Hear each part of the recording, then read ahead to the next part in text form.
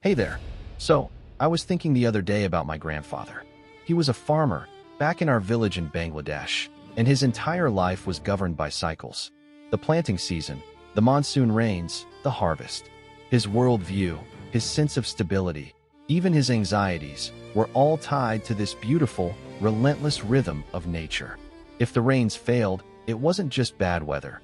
It was a sign that something was out of balance. That idea, that the moral order of humanity is directly linked to the natural order of the world, is a powerful one. And it brings us, today, to one of the most enduring political ideas in all of human history. Welcome back. I'm Ibnul J. Farabi, and this is Empire Builders, the rise and fall of civilizations from light, not studios. In this episode, we're leaving the Mediterranean behind and traveling to ancient China to unpack a concept that shaped its civilization for millennia: the mandate of heaven and the dynastic cycle it powered. Now, imagine you're a peasant in the Yellow River Valley, around 1046 BCE.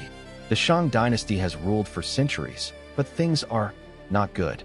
The king is said to be cruel, decadent, maybe even a bit unhinged. The floods are devastating, harvests are failing. The world feels chaotic, unjust. And then, from the west, comes a new leader, King Wu of Zhou. He defeats the Shang in battle, and he doesn't just say he won because he had a bigger army. He proclaims something revolutionary. He says the last Shang king lost the divine right to rule because of his immoral behavior. The heavens themselves, disgusted, withdrew their favor and bestowed it upon the virtuous Zhou. This wasn't a coup, it was a cosmic correction. This was the birth of the mandate of heaven, or Tianming. So what exactly was this mandate?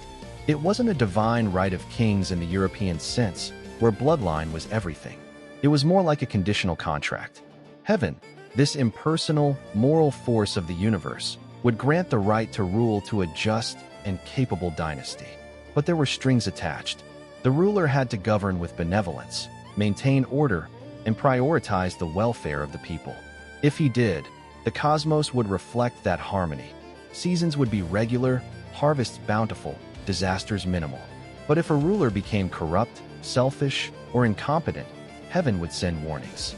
Think earthquakes, floods, famines, solar eclipses. These weren't just natural disasters. They were report cards from the cosmos. And if the ruler didn't course correct, the mandate would be withdrawn. It would then pass to a new, more virtuous leader who had the duty, not just the ambition, to overthrow the old regime. This provided the moral justification for rebellion. It made revolution, in the right circumstances, a sacred act.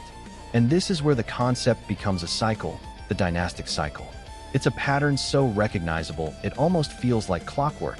It starts with the founding. A new dynasty rises, often from rebellion or war, claiming the mandate of heaven. The founders are typically strong, pragmatic, morally upright. They consolidate power, reform corrupt institutions, distribute land, and reduce taxes. They bring peace, the Pax Sinica of their era. Think of the early Zhou, or the first Han emperors, or the great Tang Emperor Taizo.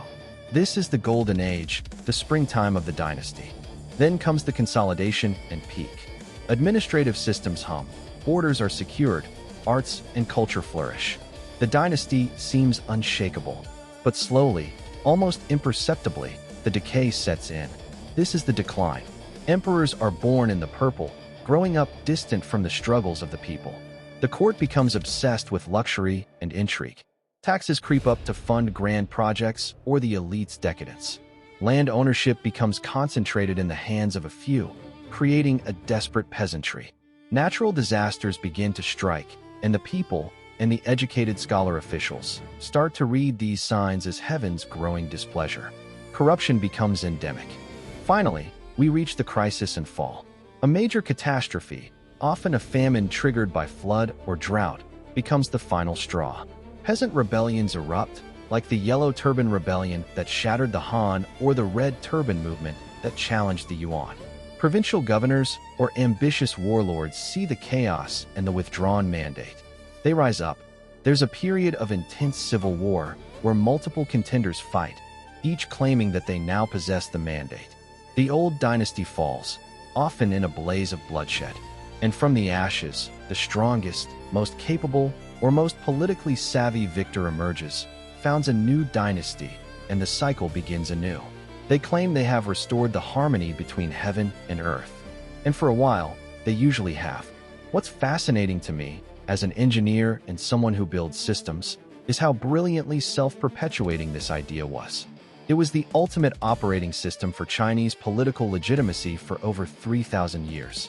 It explained why dynasties should rule, why they could be overthrown, and why the new guys weren't just usurpers, but heaven's chosen repairmen. It provided a sense of hope and justice for the downtrodden. The universe was ultimately moral, and tyrants would get their cosmic comeuppance. But it also served the elites. Once a new dynasty was established, the mandate was used to promote obedience and social stability. Questioning the emperor now wasn't just treason, it was going against the cosmic order. I find myself reflecting on this from my desk here in New York, a world away from those ancient rice fields. The dynastic cycle feels profoundly human, doesn't it? It's a story we see beyond ancient China.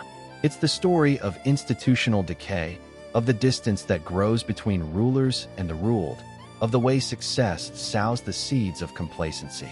We see cycles in businesses, in governments, in empires.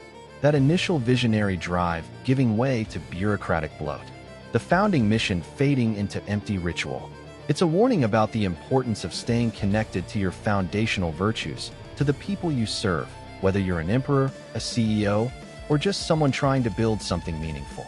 The mandate of heaven wasn't just about politics. It was a grand narrative that gave meaning to history itself. It framed time not as a linear march, but as a series of moral lessons written in the rise and fall of families. It told the people that their suffering had meaning, it was a sign, and that their hope for a better leader was divinely sanctioned.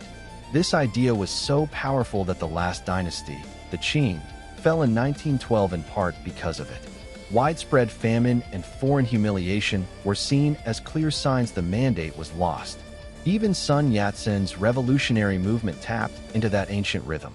So, the next time you see a pattern, in history, in an organization, maybe even in your own life, of rise, peak, decay, and renewal, think of the ancient Chinese farmers looking at the sky after a flood.